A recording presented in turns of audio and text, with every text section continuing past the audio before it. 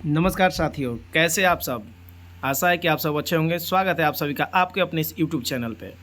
दोस्तों, आप सभी की इंतज़ार अब जो है समाप्त हो चुकी है और रेलवे भर्ती की नोटिफिकेशन आ गई है। जो सबसे महत्वपूर्ण जो जोन है, एक तरह से कहेंगे कि महत्वपूर्ण जोनों में से एक जो जोन है, वहाँ पर जो है आरआरसी के द्वारा जीडीसी भर्ती की नोटिफिकेशन निकाल दी गई है। और देख सकते हैं आप यहाँ पर रेलवे भर्ती नोटिफिकेशन आ गई है रेलवे की एक महत्वपूर्ण जोन की भर्ती आरआरसी पटना। जी हाँ, बिहार के जितने भी रेलवे कर्मचारी जो पटना जो ईसीआर है, ईसीआर के जो 5 डिवीजन्स हैं, यानी कि आपका डीडीयू, सोनपुर, समस्तीपुर, धनबाद, दानापुर, ठीक है, इस तरीके से जितने भी जो डिवीजन्स हैं उन सभी में कार्यरत जो रेलवे कर्मचारी हैं वो इस नोटिफिकेशन जो जीडीसी की नोटिफिकेशन आरआरसी पटना के द्वारा दिया गया है, इसमें आप जो है अप्लाई कर सकते हैं अपनी योग्यता के अनुसार, अपने एजुकेशनल क्वालिफिकेशन के अनुसार। बहुत ही बड़ी खुशखबरी है। चलिए देर न करते हुए पूरी नोटिफिकेशन को देखते हैं। ठीक है, देख सकते हैं दोस्तों, यहाँ पर आपको पूरा नोटिफिकेशन आप देख सकते हैं। यहाँ पर ईसीआर इस सेंट्रल रेलवे रिक्रूटमेंट सेल, डाक बंगलो रोड, पटना द्वारा निकाला गया notification number RRC/ECR/HRD recruitment GDC 2023 की भर्ती है। जी, आप सभी को पता है कि जैसे रेलवे बोर्ड के द्वारा जो है आदेश दिया गया था कि सेफ्टी कैटेगरी के जितने भी खाली पद हैं जो को जीडीसी द्वारा भरे जाने हैं, वो एक साथ सभी जोनों के द्वारा एक साथ नोटिफिकेशन निकाला जाएगा और एक सेंट्रलाइज एग्ज़ाम के तहत जो है सभी की जोन में जो है जीडीसी के तहत जो है भर्ती की जाएगी। तो उसी के क्रम में जो है अभी जो है आरआरसी पटना के द्वारा जो है आज जो है बहुत दिनों के बाद, बहुत इंतजार के बाद, इससे पहले बहुत सारे जो आरआरसी के द्वारा जो है जीडीसी की नोटिफिकेशन निकाल दी गई है, लेकिन पटना के द्वारा जो है आज 16 अगस्त 2023 को जो है ये नोटिफिकेशन निकाला गया है। यानी कि कल के डेट में ये नोटिफिकेशन आई है 16 तारीख को। डेट ऑफ पब्लिकेशन आप देख सकते हैं, यहाँ पर डेट ऑफ पब्लिकेशन 16 है। Opening date of online registration filling 17/8 है। क्लोजिंग डेट और टाइम देख सकते हैं 16/9 तक, यानी कि 16/9/2023 को रात्रि 11:59 तक आप जो है अप्लाई कर सकते हैं। ठीक है, चलिए आगे बढ़ते हैं। Online application for general departmental examination GDC के लिए है। इसमें जो है सबसे महत्वपूर्ण है कि इसमें कौन कौन एलिजिबल हैं, ये देखना बहुत ही ज़रूरी चीज़ है। आप देख सकते हैं कि railway recruitment cell ECR Patna invites online application from regular and eligible employees except RPF and RPSF. RRC Patna ने ये जो नोटिफिकेशन निकाला है, इसमें सभी रेगुलर और एलिजिबल एम्प्लॉय जो कि ईस्ट सेंट्रल रेलवे के हैं और RWP बेला, यानी कि रेल व्हील प्लांट जो बेला में है, उनके सभी कर्मचारी और इस सेंट्रल रेलवे के सभी कर्मचारी जो रेगुलर और एलिजिबल एम्प्लॉयज हैं, आरपीएफ और आरपीएसएफ को छोड़कर, यानी रेलवे प्रोटेक्शन फोर्स और रेलवे प्रोटेक्शन स्पेशल फोर्स को छोड़ के सभी जो अप्लाई कर सकते हैं। और कौन कौन सी पोस्ट के लिए ये जीडीसी आई है, तो देख सकते हैं एलपी टेक्नीशियन के लिए पहला ग्रुप है, जूनियर इंजीनियर का एक ग्रुप है और गुड्स या ट्रेन मैनेजर का तीसरा ग्रुप है। ठीक है, देख सकते हैं आप यहाँ से। चलिए आगे बढ़ते हैं, डिटेल्स ऑफ वैकेंसी पे आते हैं। डिटेल्स ऑफ वैकेंसी में देख सकते हैं लोको पायलट की कितनी सीटें हैं जी, 120 सीटें। जी हाँ, सबसे ज़्यादा लोको पायलट की ही सीटें हैं। यहाँ पर 120 सीट है, जिसके लिए मेडिकल स्टैंडर्ड रिक्वायर्ड A1 होता है। सबसे अच्छा वाला मेडिकल स्टैंडर्ड जो है लोको पायलट में ही चाहिए। तो असिस्टेंट लोको पायलट के ALP की जो 120 वैकेंसी है यहाँ पे देख सकते हैं। यहाँ पे कम्युनिटी वाइज ब्रेकअप भी दिया हुआ है। 62 UR में, SC में 18, ST में 9 है और OBC में जो है 31 वैकेंसीज है। और आपको पता है कि जैसे कि जीडीसी में रेलवे बोर्ड के आदेश के अनुसार जो है EWS के लिए कोई अलग से वैकेंसी नहीं होती है। ठीक है, अब आगे देखेंगे नीचे में। अब यहाँ पे ALP की थी, यहाँ पे टेक्नीशियंस की वैकेंसीज दी हुई हैं सभी सिग्नल में, टेलीकॉम में, इलेक्ट्रिकल पावर में, इलेक्ट्रिकल ट्रेन लाइटिंग में, इलेक्ट्रिक TRD, TRS, CNW आप यहाँ पे देख सकते हैं सभी की वैकेंसी दी है। लेकिन आप देखेंगे कि यहाँ पर टेक्नीशियन में वैकेंसी बहुत कम दिया हुआ है। टोटल देख सकते हैं 7 वैकेंसीज है सिग्नल में, टेलीकॉम में 1 वैकेंसी है, इलेक्ट्रिकल पावर में 1 है, इलेक्ट्रिकल ट्रेन लाइटिंग में 1 है और TRD में भी 1 है। इस तरीके से देख सकते हैं आप। TRS में 4 है और यहाँ पे CNW में ज़्यादा वैकेंसी है। टेक्नीशियन में सबसे ज़्यादा vacancy CNW carriage and wagon में है, जो कि मैकेनिकल डिपार्टमेंट के अंतर्गत आता है और इसमें 29 वैकेंसी है ओवरऑल। उसके बाद उससे भी ज़्यादा वैकेंसी एक देखेंगे तो आपको TMC टेक्नीशियन 3 जो 14 नंबर सीरियल नंबर 14 पे है, TMC में 66 वैकेंसी है, यानी 66 वैकेंसीज है ओवरऑल ट्रैक मशीन में।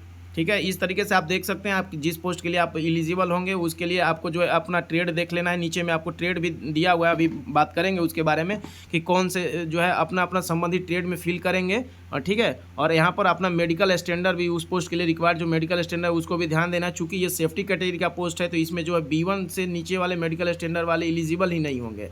ठीक है, आपको भी पता है कि ये जो निकाला जा रहा है GDC वो सेफ्टी कैटेगरी पोस्ट के लिए स्पेशली GDC निकाला जा रहा है, तो इसलिए B1 या उससे ऊपर वाले ही फिल कर सकते हैं। मैक्सिमम पोस्ट के लिए जो है आप देख सकते हैं यहाँ पे मैक्सिमम पोस्ट जो है यहाँ पे मैक्सिमम पोस्ट में यहाँ पे आप देख सकते हैं कि ये टेक्नीशियन ब्रिज का जो पोस्ट है उसमें B1 चाहिए। ठीक है, और सबसे ज़्यादा जो TMC की पोस्ट है उसमें जो है आपका A3 मेडिकल स्टैंडर्ड टेक्नीशियन में चाहिए। 2 पोस्ट ऐसे हैं जिसमें कि B2 मेडिकल स्टैंडर्ड वाले भी चलेंगे, जैसे कि यहाँ पे इलेक्ट्रिकल पावर है और इलेक्ट्रिकल ट्रेन लाइटिंग है। 2 ऐसे पोस्ट हैं जहाँ पे कि आपको B2 मेडिकल स्टैंडर्ड वाले अलाउ हैं। यहाँ देख सकते हैं मैंने बता दिया सीरियल नंबर 4 और सीरियल नंबर 5। अगर आपका मेडिकल स्टैंडर्ड B2 है तो आप ध्यान देंगे कि आपको जो है किस पोस्ट में अप्लाई करना है, तो सिर्फ इसी पोस्ट में अप्लाई कर सकते हैं, इलेक्ट्रिकल पावर में और ट्रेन लाइटिंग में। और इसमें भी बहुत कम पोस्ट हैं, इसमें आप देख सकते हैं कि सिर्फ एक पोस्ट दोनों में अवेलेबल है। ठीक है, यहाँ पर देख सकते हैं यहाँ टोटल पोस्ट एक है, और वो भी पोस्ट जो है ST कम्युनिटी का पोस्ट है यहाँ पे, यानी कि अनडिजर्व्ड और OBC SC के कम्युनिटी ST कम्युनिटी वाले कैंडिडेट्स जो है एम्प्लॉय जो है अप्लाई नहीं कर सकते। चलिए आगे बढ़ते हैं। जूनियर इंजीनियर का पोस्ट देख लेंगे आप। यहाँ पे junior engineer electrical general service CNW है, carriage mechanical department, electrical TRS, electrical TRD works है, जूनियर इंजीनियर वर्क जो कि इंजीनियरिंग डिपार्टमेंट के अंतर्गत आता है, पाथवे भी इंजीनियरिंग डिपार्टमेंट के अंदर आता है, सिविल इंजीनियरिंग का पोस्ट है ये सब। और TMC जो है ट्रैक मशीन जो है ये भी इंजीनियरिंग डिपार्टमेंट के अंदर में आता है। तो आप देख सकते हैं यहाँ पे ये लेवल 6 की सभी पोस्ट हैं, यानी कि JEE की पोस्ट है, 4200 ग्रेड पे की पोस्ट है। और यहाँ पर जो वैकेंसी डिटेल्स में अगर जाएंगे तो टोटल वैकेंसी जो इलेक्ट्रिकल जनरल सर्विस में 1 वैकेंसी है, CNW में 10 वैकेंसी है, 1 वैकेंसी TRS में है, 1 वैकेंसी TRD में, 1 वैकेंसी वर्क्स में है, 4 वैकेंसी पाथवे में, और सबसे ज़्यादा जो वैकेंसी है वो आपका यहाँ पे मिलेगा 91 vacancy junior engineer track machine में। जैसा कि आपने देखा था कि ट्रैक मशीन में टेक्नीशियन की भी सबसे ज़्यादा वैकेंसी 66 वैकेंसी थी, ठीक उसी प्रकार से JEE में भी वैकेंसी सबसे ज़्यादा TMC में है, और इसके लिए मेडिकल स्टैंडर्ड रिक्वायर्ड A3 है। चलिए आगे बढ़ते हैं और भी आगे देखते हैं। यहाँ पर देख सकते हैं जो नॉन टेक्निकल पॉपुलर कैटेगरीज यानी NTPC के तहत जो पोस्ट भरी जाती हैं गुड्स गार्ड की, जिनका नाम बदल के अभी ट्रेन मैनेजर कर दिया गया है। यहाँ पे देख सकते हैं वो लेवल 6 2800 ग्रेड पे की जो जॉब है, और इसमें जो है आप अनरिजर्व कैटेगरी में 2 वैकेंसी, ST में 2 है, OBC में 1, यानी कि ओवरऑल सिर्फ 5 ही वैकेंसीज हैं। और इसके medical required category A2 medical standard required है। चलिए देख सकते हैं अब यहाँ पे दिखा हुआ है कि the detail post parameters, minimum educational qualification, medical standard and the post suitable, जो भी मेडिकल स्टैंडर्ड चाहिए, मिनिमम मेडिकल स्टैंडर्ड, और जो भी एजुकेशनल क्वालिफिकेशन वगैरह है, ये सब कुछ एनेक्सर 1 पे प्रोवाइड कर दिया गया है। और यहाँ पे कहा गया है कि जो मेडिकल जो स्टैंडर्ड यहाँ पे शो किया गया है वो उसी मेडिकल स्टैंडर्ड के तहत जो पाए जाएंगे कैंडिडेट वही सिर्फ एलिजिबल होंगे, उससे नीचे वाले मेडिकल स्टैंडर्ड में वो नहीं एलिजिबल होंगे जिनका उससे कम मेडिकल स्टैंडर्ड होगा। अब आप देख सकते हैं candidates are advise to ensure that they are eligible for medical standard, वो पहले से ही आप अपना एलिजिबल हो जाएं कि उस मेडिकल स्टैंडर्ड में आप हैं कि नहीं है जिस मेडिकल स्टैंडर्ड के पोस्ट के लिए आप अप्लाई कर रहे हैं। ठीक है, अभी आप देख सकते हैं कि ऑनलाइन जो है एप्लीकेशन रजिस्ट्रेशन करना है, और एप्लीकेशन कैसे कैसे करना है ये सारा चीज़ यहाँ पे दिया हुआ है। रेगुलर एम्प्लॉय जो कि इस सेंट्रल रेलवे के हों, और जो मैक्सिमम जो लोगों के मन में सवाल रहता है कि यहाँ पर कोई टाइम मतलब कि सर्विस लिमिट दिया हुआ है क्या, कि 2 साल का सर्विस होना चाहिए या 5 साल का सर्विस होना चाहिए रेगुलर सर्विस, वही एम्प्लॉय भर सकते। तो ऐसा कोई भी यहाँ पर कंडीशन मेंशन नहीं है, बहुत ही अच्छी बात है, कोई भी कंडीशन मेंशन नहीं है, सिर्फ रेगुलर सर्विंग एम्प्लॉयज़ यहाँ पे लिखा हुआ है, यानी कि जो नए कैंडिडेट्स भी हैं जो भर्ती हुए हैं और जो कि अपने जो यहाँ पर जिनका HRMS ID हो चुका है, एम्प्लॉय नंबर आ चुका है, वो भी फिल कर सकते हैं, जैसा कि इसमें अभी तक कंडीशन कोई मेंशन किया हुआ नहीं है। ठीक है, उसके बाद आप देख सकते हैं कि यहाँ पर फिलिंग ये जो है एप्लीकेशन भरने से पहले जो भी नोटिफिकेशन में डिटेल नोटिफिकेशन में जो कुछ भी दिया हुआ है उसको भली भांति आप समझ ले, पढ़ ले। उसके बाद यहाँ पर दिया हुआ है कि official website RRC ECR Patna कहीं वेबसाइट पर है, किसी फेक वेबसाइट पर ना भरोसा करें, नहीं जाएँ। और उसके बाद जो है अपना जो है अपना ही मोबाइल नंबर रखें, valid active personal email ID रखें, और इसको बाद में बदलने के लिए कोई भी जो है आपके बात नहीं सुनी जाएगी कि बाद में एप्लीकेशन फॉर्म सबमिट करने के बाद। इसलिए ध्यान से जो आपका मोबाइल नंबर है और मेल आईडी वही आप जो है एप्लीकेशन फॉर्म में सबमिट करें, और रिक्रूटमेंट कंप्लीट होने तक वो मोबाइल नंबर और ईमेल आईडी एक्टिव रखें, क्योंकि उसी पर आपको जो है सारी जानकारी आगे की प्रोवाइड की जाएगी। Application are to be submitted, online application देना है। ठीक है, ऑफिशियल वेबसाइट पर जाके www.rrcecr.gov.in पे जाके करना है। ठीक है, और जो भी एलिजिबिलिटी है कैंडिडेट का वो सिर्फ ऑनलाइन एप्लीकेशन में जो उन्होंने दर्शाया है सिर्फ उसी पर जो है बात की जाएगी, उसी को जो है माना जाएगा। और कैंडिडेट्स को कोई भी प्रिंट आउट नहीं भेजना है एप्लीकेशन का, ठीक है, ध्यान रखना है ये सब चीज़ें। और लास्ट मिनट के रश से बचने के लिए, यानी कि वेबसाइट पे जो है कभी कभी जो है सर्वर डाउन हो जाता है या वेबसाइट का प्रॉब्लम हो जाता है, इसलिए लास्ट टाइम में फॉर्म भरने से बचे और स्टार्टिंग में ही फॉर्म भरना अपना भर दें, ठीक है। उसके बाद ऑल रेगुलर एम्प्लॉयज, यहाँ देख सकते हैं all regular employees possessing prescribed educational qualification for direct work recruitment working in grades lower than the grades pay scale for which GDC is being conducted eligible for apply GDC in selection for all categories. यानी कहने का मतलब है कि सभी regular employees जो कि जिस पोस्ट के लिए आप भर रहे हैं उसका जो एजुकेशनल क्वालिफिकेशन है, डायरेक्ट रिक्रूटमेंट में जो एजुकेशनल क्वालिफिकेशन मांगा जाता है, जैसे कि आप गार्ड के लिए ग्रेजुएशन मांगा जाता है मिनिमम क्वालिफिकेशन, टेक्नीशियन के लिए आईटीआई वगैरह मांगा जाता है, और सिग्नल और टेलीकॉम के पोस्ट के लिए 10+2 होता है फिजिक्स और केमिस्ट्री साइंस से। तो इस तरीके के जो भी एजुकेशनल क्वालिफिकेशन है उस एजुकेशनल क्वालिफिकेशन को आप पूर्ण कर रहे हो तभी आप अप्लाई करेंगे, इस चीज़ को ध्यान रखें। और सभी रेगुलर एम्प्लॉय जो है डायरेक्ट रिक्रूटमेंट वर्किंग में जो कि इस पे स्केल से नीचे में काम कर रहे हैं वही जो है अप्लाई करेंगे। और एक और कंडीशन है कि अगर आप जो है सेम पे स्केल में यानी सेम लेवल में है और आपको उसी लेवल के पोस्ट को अप्लाई करना है तो आप जो है अगर नॉन सेफ्टी कैटेगरी में है तो सेफ्टी कैटेगरी के लिए अप्लाई कर सकते हैं, या फिर सेफ्टी कैटेगरी में है तो सेफ्टी से सेफ्टी में भी अप्लाई कर सकते हैं। लेकिन आप जो है अगर पहले से सेफ्टी कैटेगरी में है तो नॉन सेफ्टी कैटेगरी में सेम लेवल के पोस्ट को अप्लाई नहीं कर सकते हैं, ये ध्यान रखिएगा। सेफ्टी टू सेफ्टी और नॉन सेफ्टी टू सेफ्टी जा सकते हैं। Candidates are not allowed for the same post on which they are presently working, और सेम पोस्ट पे अप्लाई करने के लिए अलाउ नहीं है जिस पे कि वो वर्क कर। जैसे कि मान लीजिए कि आप अभी कहीं टेक्नीशियन CNW में वर्क कर रहे हैं और आप जो है अभी किसी डिवीज़न में अदर डिवीज़न में वर्क कर रहे हैं और आप चाह रहे हैं कि हम अपना जो है इसी पोस्ट पे रहें लेकिन किसी अदर डिवीज़न में अपने घर के पास किसी डिवीज़न में चले जाए, तो वैसे नहीं होगा। आप जिस पोस्ट पे आप वर्क कर रहे हैं उस पोस्ट के लिए आप अप्लाई नहीं कर सकते हैं, ठीक है। आप उससे ऊपर के पोस्ट को अप्लाई कर सकते हैं या फिर सेफ्टी से नॉन सेफ्टी कैटेगरी पोस्ट में सेम लेवल में अप्लाई कर सकते हैं।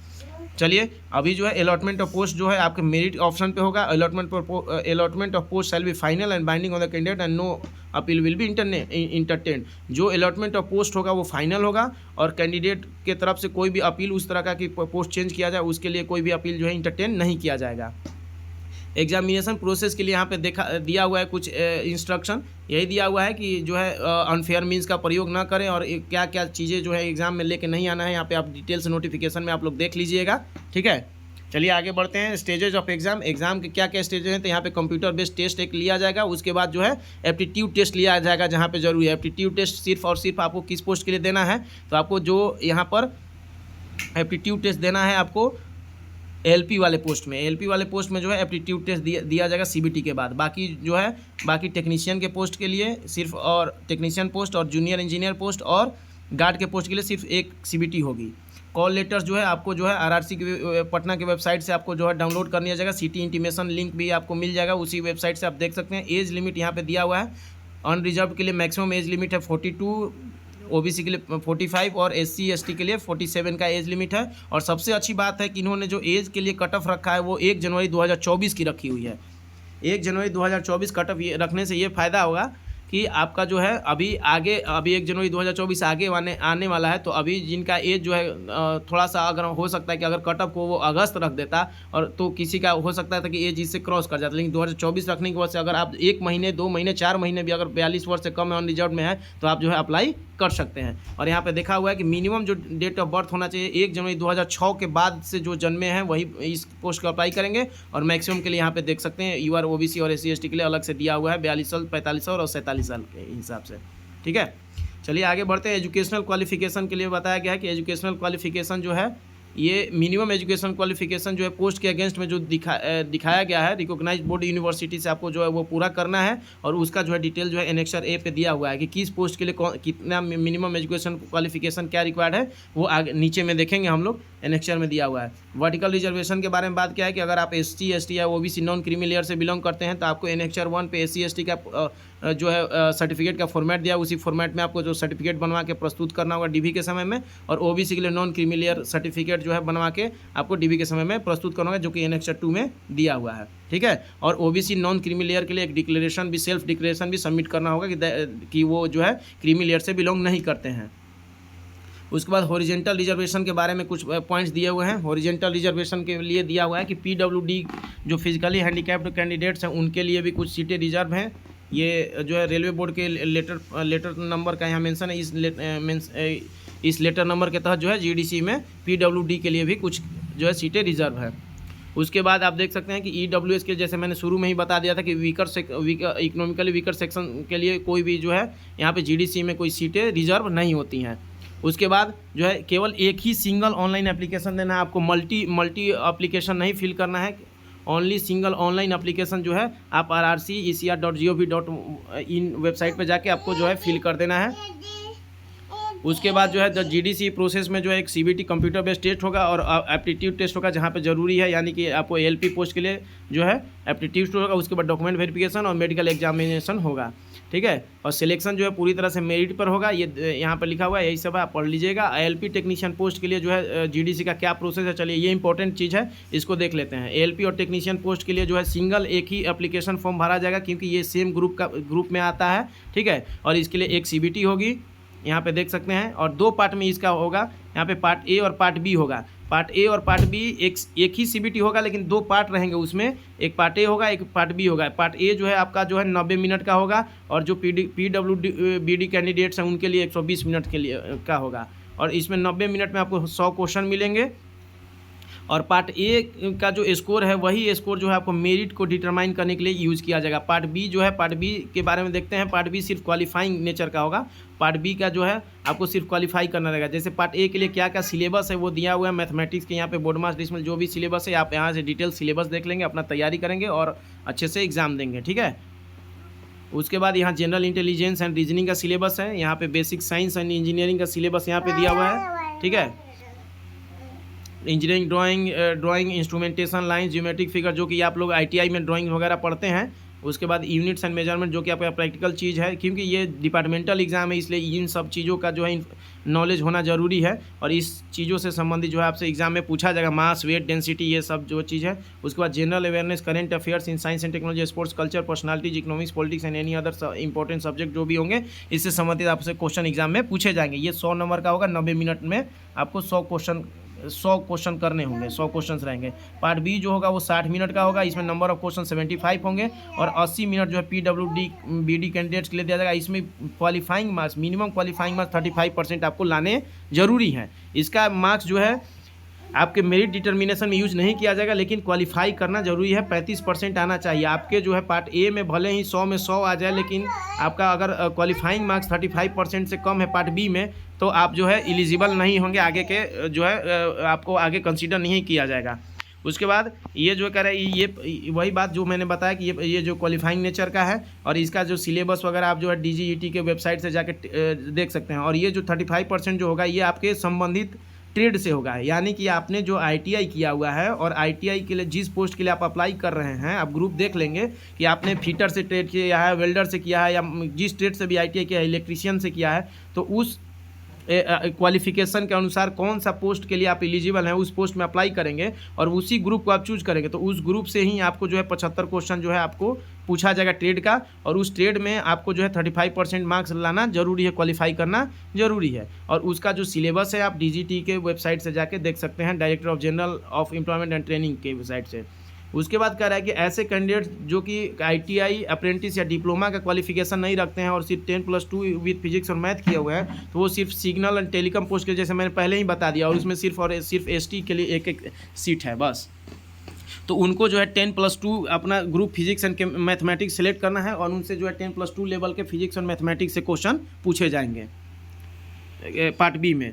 कैंडिडेट्स को जो है आईटीआई एक्ट अप्रेंटिस जिन्होंने नहीं किया है और जो डिप्लोमा या डिग्री कर रखे हैं किसी स्पेसिफाइड स्ट्रीम से, इलेक्ट्रिकल से या मैकेनिकल से या ऑटोमोबाइल इंजीनियरिंग से या जो भी हो, आप अपने ग्रुप के अपना जो पोस्ट है, पोस्ट के सामने में जो ग्रुप लिखा हुआ है उसमें देख लेंगे, वही ग्रुप आपको सिलेक्ट करना है। उसी से संबंधित आपको पार्ट बी में जो है उसी ट्रेड से क्वेश्चन पूछे जाएंगे। अब यहाँ पे देख सकते हैं जो मैंने क्या बोला था कि ग्रुप जो बात कर रहे थे यही ग्रुप है ये। जैसे देख सकते हैं कि इलेक्ट्रिकल इंजीनियरिंग से जो संबंधित ग्रुप है उसमें electrician, instrument mechanic, wireman, winder, armature, refrigeration and air conditioner mechanic, यानी इन सब ट्रेडों से जो संबंधित, इन सब ट्रेड में अगर किसी ने आईटीआई या कर रखा है तो वो इलेक्ट्रिकल इंजीनियरिंग ग्रुप में आएगा। इलेक्ट्रॉनिक्स और इंजीनियरिंग ग्रुप में जो है इलेक्ट्रॉनिक्स, मैकेनिकल, मैकेनिक, रेडियो, ये चीज़ें आएंगे। मैकेनिकल इंजीनियरिंग ग्रुप में कौन कौन से आ जाएंगे, तो फिटर आएंगे, मैकेनिक आएंगे, motor vehicle, tractor, mechanic diesel, ये सब आ जाएंगे। आप देख सकते हैं, अपना देख लीजिएगा अपना कि आपने किस ट्रेड में जो है ITI कर रखा है, उसके अनुसार ये आपका ग्रुप है। ऑटोमोबाइल इंजीनियरिंग ग्रुप में 4 नंबर पे आप देख सकते हैं mechanic, motor vehicle, tractor, mechanic diesel, heat engine, refrigeration and air conditioning mechanic. और जिन्होंने 10+2 हायर सीनियर सेकेंडरी हायर कर सका है, उसमें फिजिक्स और मैथमेटिक्स उनका ग्रुप रहेगा। फिजिक्स और मैथमेटिक्स में जिसने 10+2 किया है उसके लिए आपको ये जो है 10+2 विथ फिजिक्स एंड मैथ्स वाला ग्रुप सिलेक्ट करना है पार्ट बी एग्जाम के लिए। Computer based test only for candidates who have opted ALP, जो कि केवल ALP के लिए जिन्होंने सिलेक्शन किया है, ALP पोस्ट के लिए जो अप्लाई कर रहे हैं उनके लिए कुछ यहाँ पे डिटेल्स दिया हुआ है कि उनके लिए ये दिया हुआ है कि उनको एक जो है पायलट बैटरी टेस्ट, जिसको कि मतलब कंप्यूटर एप्टीट्यूड टेस्ट भी आप बोलते हैं, उसमें जो है मिनिमम जो है स्कोर 42 स्कोर करना ज़रूरी है, ठीक है। और कैंडिडेट्स 8 गुना कैंडिडेट्स को लिया जाएगा, यानी कि जो आपका CBT में जो कैंडिडेट क्वालिफाई करेंगे, CBT में पार्ट A और पार्ट B को मिला के उनके 8 गुने कैंडिडेट्स, जो वैकेंसी है उसके 8 गुने कैंडिडेट्स को जो है CBT यानी ये जो एप्टीट्यूड टेस्ट के लिए बुलाया जाएगा। उसके बाद अगर कैंडिडेट्स कोई जो है अगर मतलब कि कैंडिडेट्स को जो है ये CBT test, battery test, computer based aptitude test में क्वालिफाई करना जरूरी ही है, तभी उनको LP पोस्ट के लिए कंसीडर किया जाएगा, ठीक है। और कह रहा है कि the computer based aptitude test shall be have questions and answers only in English और हिंदी, केवल इंग्लिश और हिंदी में ही क्वेश्चन रहेंगे, ठीक है। उसके बाद आप यहाँ पे देख सकते हैं इसमें जो है जैसे ALP वाले में क्या होगा कि आपने जो CBT दिया, उस CBT का 70% वेटेज रहेगा, और जो आपने एप्टीट्यूड टेस्ट दिया है उसका 30% वेटेज रहेगा। इन दोनों को मिला के ही आपका मेरिट जो है बनाया जाएगा फाइनल। और जो भी वैकेंसी है, वैकेंसी के बराबर ही जो है कैंडिडेट्स को DV और मेडिकल के लिए बुलाया जाएगा। जूनियर इंजीनियर पोस्ट के लिए देख सकते हैं कि CBT होगी, जिसमें 150 क्वेश्चन होगा, 120 मिनट में 150 क्वेश्चन होंगे। और उनका सिलेबस यहाँ पे आपका देख सकते हैं दिया हुआ है। सिलेबस आप यहाँ देख लीजिए, यहाँ पे जनरल अवेयरनेस है, फिजिक्स केमिस्ट्री है, बेसिक्स कंप्यूटर्स एंड एप्लीकेशंस है, basics of environment pollution control है, और उसके बाद संबंधित ट्रेड है वो है इनका। जनरल अवेयरनेस का यहाँ पे देख सकते हैं कौन कौन से सिलेबस टॉपिक्स है, फिजिक्स केमिस्ट्री के हैं, बेसिक्स ऑफ कंप्यूटर्स के हैं, बेसिक्स ऑफ इन्वायरमेंट के हैं, और टेक्निकल एबिलिटी आपका जो है यहाँ से आप देख सकते हैं कि क्या क्या क्वेश्चन इसमें आएगा। जनरल अवेयरनेस के 15 क्वेश्चन, फिजिक्स केमिस्ट्री के 15, बेसिक्स ऑफ कंप्यूटर एप्लीकेशन के 10 question, basics of environment pollution control के 10, और टेक्निकल एबिलिटी के आपके 100 क्वेश्चन हैं। टोटल जो है 150 क्वेश्चन आपको जो है एग्जाम्स में JEE के देने होंगे। उसके बाद आप देख सकते हैं सेक्शन वाइज डिस्ट्रीब्यूशन देख लिया आपने। ये मार्क्स हैं 150 क्वेश्चन 150 मार्क्स के होंगे।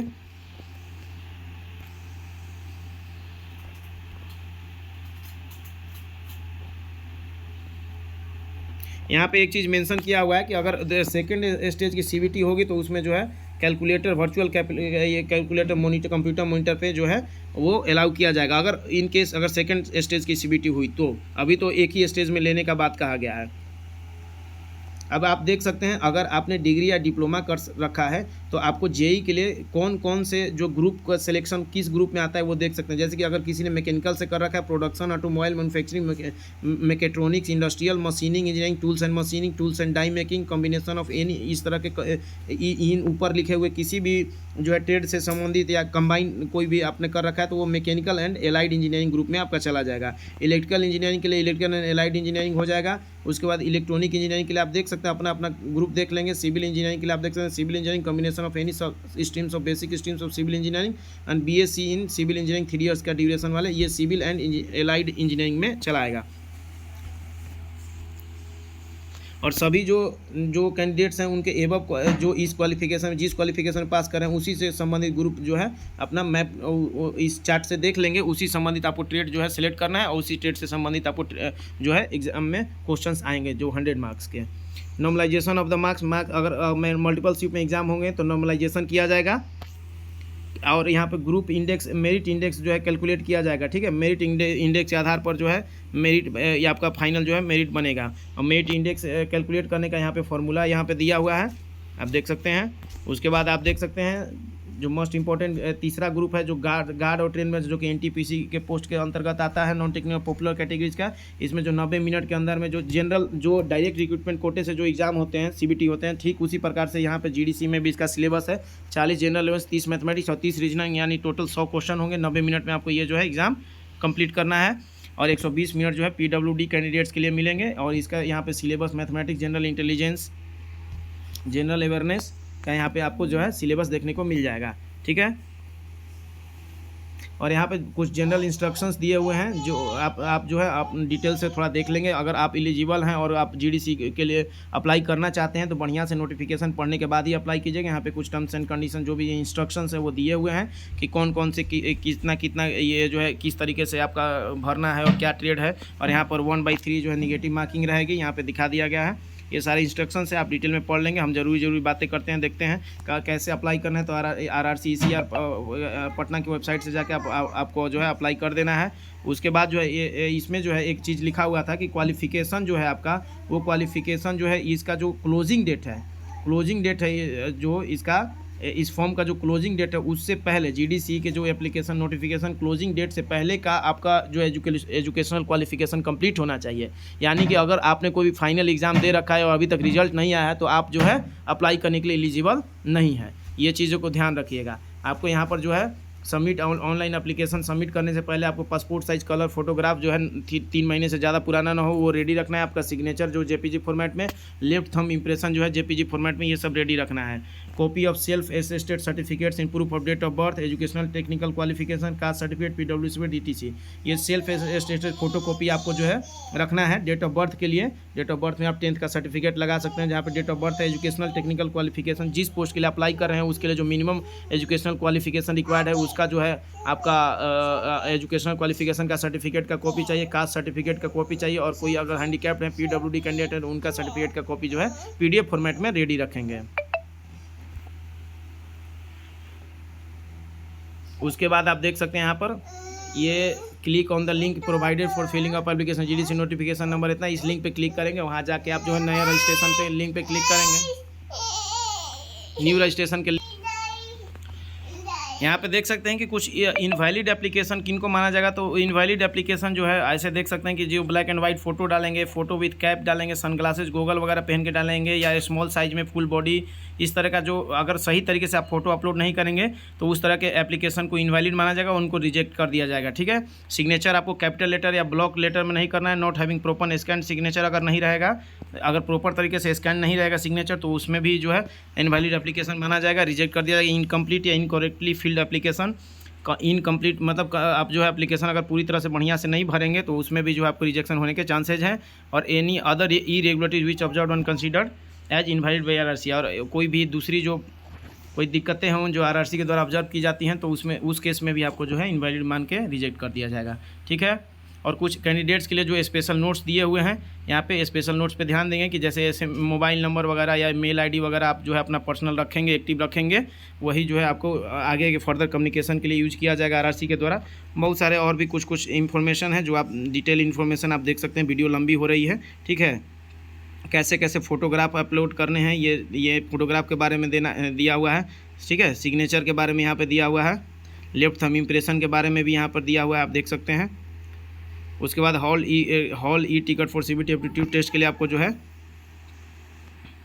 कि SMS email message will be sent to all eligible candidates about the e-call letter and other information on their registered mobile number and email ID। यानी registered mobile number और email ID पे जो है आपका SMS के द्वारा जो है वो आपको इन्फॉर्मेशन दे दी जाएगी हॉल टिकट के लिए, e-call लेटर के लिए रिगार्डिंग में, ठीक है। नो कॉल लेटर आपको जो है कॉल लेटर पोस्ट से नहीं भेजा जाएगा। और कैंडिडेट को जो RRC ECR पटना के वेबसाइट पर जो है रेगुलर विजिट करते रहना है, ठीक है। हो सकता है कभी कभी डिलीवरी फेलुअर हो जाता है, SMS वगैरह या मेल नहीं पहुंच पाता है, तो आप रेगुलरली जो है वेबसाइट पे विजिट करते रहेंगे। Eligible candidates download e-call letter through RRC के ECR के वेबसाइट से जो एलिजिबल कैंडिडेट हैं वो अपना e-call लेटर डाउनलोड कर सकते हैं, ठीक है। और e-call लेटर में जो भी इंस्ट्रक्शन दिए हुए हैं उसको केयरफुली पढ़ना है, ध्यान देना है और उसको फॉलो करना है। Verification of original documents on format of certificate कह रहा है कि to certain their eligibility as on closing date of registration of online application candidates are required to produce all original documents with 2 sets of self attested photo copies of all documents at the time of document verification. यानी कि जो आपने form में भरा है और जो eligibility show किया उस एलिजिबिलिटी को सत्यापित करने के लिए आपको जो है अपने सारे डॉक्यूमेंट्स जो है सर्टिफिकेट जो है ओरिजिनल में और उसका 2 सेट जो है फोटो कॉपी ले जो सेल्फ अटेस्टेड फोटो कॉपी लेके डॉक्यूमेंट वेरिफिकेशन के टाइम पे आपको जो है वहाँ पहुँचना है। All certificate should be either in English और हिंदी के, जितने भी आपके सर्टिफिकेट होंगे या इंग्लिश या हिंदी में होने चाहिए। अगर किसी हिंदी और इंग्लिश में सर्टिफिकेट नहीं है तो self attested translated version of Hindi और इंग्लिश उसके साथ में जो है आपको वहाँ पे प्रस्तुत करना होगा, ठीक है।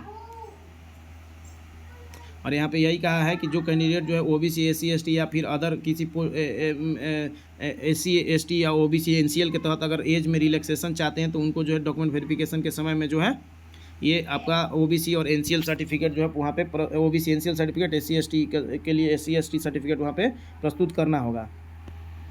उसके बाद एजुकेशनल टेक्निकल क्वालिफिकेशन के बारे में दिया कि प्रोविजनल या रेगुलर जो भी आपका सर्टिफिकेट है वो जो है ये क्लोजिंग डेट से पहले का होना चाहिए, ठीक है। अगर आप वही चीज़ मैंने पहले बता दिया है कि अगर एग्ज़ाम आपने दिया है तो आप जो है अगर रिजल्ट नहीं आया है क्लोजिंग डेट तक तो आप जो है इसको फॉर्म को नहीं भर सकते हैं, ठीक है। ये सब चीज़ें आप ध्यान रखेंगे। और कोई भी जो है आप जो है फैक्ट्स या ये कोई भी फैक्ट को दबाइएगा नहीं है, मतलब यानी झूठा है कोई इसमें जो है डिटेल्स नहीं फिल कीजिएगा, जो सत्य डिटेल है वही डालना है। यही सब चीज़ें दी हुई हैं, बाकी मिसलेनियस कुछ पॉइंट्स दिए हुए हैं वो आप पढ़ लेंगे, ठीक है।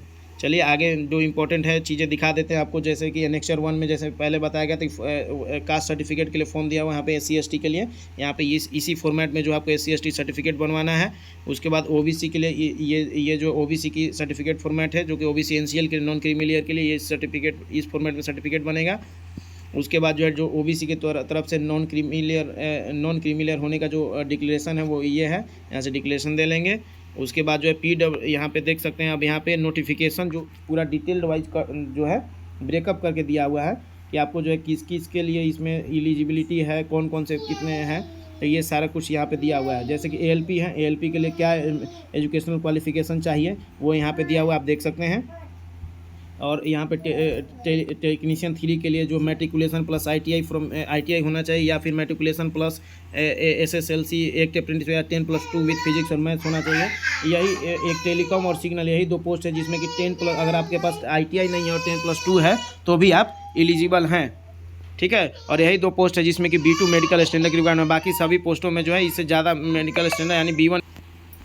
यहाँ से आप अपना सभी पोस्ट और उसके लिए जो मिनिमम एजुकेशनल क्वालिफिकेशन रिक्वायर्ड और जो मेडिकल मिनिमम स्टैंडर्ड है वो यहाँ से मिनिमम मेडिकल स्टैंडर्ड वगैरह भी देख सकते हैं। और कौन कौन से पोस्ट जो है कौन कौन से PWD कैटेगरी के लिए अवेलेबल है वो यहाँ से देख सकते हैं, जिसमें नो लिखा हुआ है, यानी कि उस तरह के PWD कैंडिडेट जो है इस पोस्ट के लिए अप्लाई नहीं कर सकते हैं। जैसे विजुअली इम्पेयर्ड है, ठीक है, HI है, LD है, MD है, मल्टी लोकोमेटिव, ये सब देख सकते हैं। यहाँ से अपना टेक्नीशियन के सारे टेक्नीशियन पोस्ट के लिए कौन कौन सा जो है एजुकेशनल क्वालिफिकेशन रिक्वायर्ड है यहाँ पे दिया हुआ है। और उसके बाद नीचे में आप जाएंगे तो जेई के लिए भी जैसे जूनियर इंजीनियर CNW है तो उनको 3 साल की डिप्लोमा होना चाहिए मैकेनिकल में, इलेक्ट्रिकल में, इलेक्ट्रॉनिक्स में, मैन्युफैक्चरिंग में, मैकेट्रॉनिक्स में, इंडस्ट्रियल मशीनिंग में, इंस्ट्रूमेंटेशन एंड कंट्रोल, इस तरीके से दिया हुआ है। TRS के लिए 3 years diploma mechanical electronics engineering में होना चाहिए, combination of any of the subject. Junior engineer TRD के लिए भी वही होना चाहिए, ठीक है। जूनियर इंजीनियर वर्क्स के लिए होना चाहिए 3 years diploma in civil engineering और BSc इन सिविल इंजीनियरिंग या combination of any of the stream of basic stream of civil engineering, इस तरीके से दिया हुआ। पाथवे के लिए वही सिविल इंजीनियरिंग वाली जो है क्वालिफिकेशन चाहिए। और TMC के लिए 3 years diploma in mechanical production automobile electrical electronics instrumentation and control engineering, mechanical department वाला जो भी मैकेनिकल ग्रुप वाला जो क्वालिफिकेशन है वो इसमें चाहिए। ट्रेन मैनेजर्स के लिए आप देख सकते हैं degree from a recognised university और इस इक्विवेलेंट, यानी कि आपको जो है यहाँ पे डिग्री चाहिए, ठीक है, ग्रेजुएशन चाहिए ट्रेन मैनेजर्स के लिए, ये सब आप देख सकते हैं। चलिए ये GDC की भर्ती आ चुकी है, बहुत ही अच्छी बात है। और जो एलिजिबल कैंडिडेट्स हैं, जो भी एम्प्लॉइज हैं वो अपना अप्लाई करें और आगे जो है तैयारी करें और अच्छे से एग्ज़ाम दें। All the best, thank you. और वीडियोज़ आप देख रहे हैं तो देख के प्लीज़ लाइक ज़रूर करें और अदर्स को शेयर करें ताकि मुझे मोटिवेशन मिलती रहे और मैं और भी अच्छी वीडियोज़ जानकारी भरी वीडियोज़ आप सभी को लाऊं। और चैनल पर नए हैं तो चैनल को सब्सक्राइब करना ना भूलें। Thank you.